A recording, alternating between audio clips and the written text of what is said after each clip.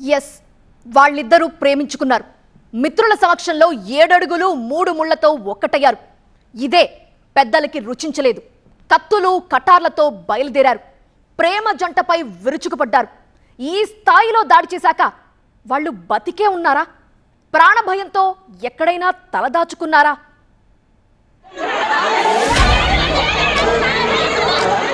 ప్రేమ జంట వెంటపడ్డారు. వద్దు వద్దన్నా వదల్లేదు. అటు అబ్బాయిని ఇటు అమ్మాయిని వెంటపడి వాయించారు. ఖాకీలు వద్దని వారించినా లెక్క చేయలేదు. పెనుగులాట, పిడిగుద్దులు.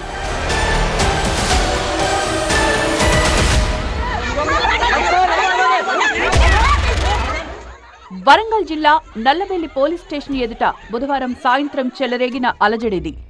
కారణం తమ ఇష్టం లేకుండా పెళ్లి చేసుకున్నారని ప్రేమ జంటపై బంధువులు దండయాత్ర చేశారిలా. సాయంపేట మండలం ఆరేపల్లి గ్రామానికి చెందిన వీళ్ళిద్దరూ ప్రేమించుకున్నారు. పెళ్లి చేసుకోవాలి అనుకున్నారు. విషయం పెద్దలకు చెప్తే ఒప్పుకోరని, కనీసం ఇంట్లోంచి కూడా బయటకు రానివ్వరని భావించారు. దీంతో పారిపోయి గత నెల 24న పెళ్లి చేసుకున్నారు. ఆ తర్వాత నల్లబెల్లి మండలంలోని తమ ఫ్రెండ్ ఇంట్లో తలదాచుకున్నారు. విషయం తెలుసుకున్న యువతి బంధువులు నేరుగా అక్కడికి వెళ్లి దాడికి దిగారు. భయంతో వణికిపోయిన ప్రేమ జంట పోలీసులను ఆశ్రయించారు. అక్కడ కూడా సేమ్ సీన్ రిపీట్ అయింది. యువతిని వెంట తీసుకువెళ్లేందుకు బంధువులు తీవ్రంగా ప్రయత్నించారు. ఈ క్రమంలో పోలీసులు అడ్డుకున్నారు. ప్రేమికులకు రక్షణ కల్పించి పలువురిపై హత్యాయత్నం కేసులు నమోదు చేశారు.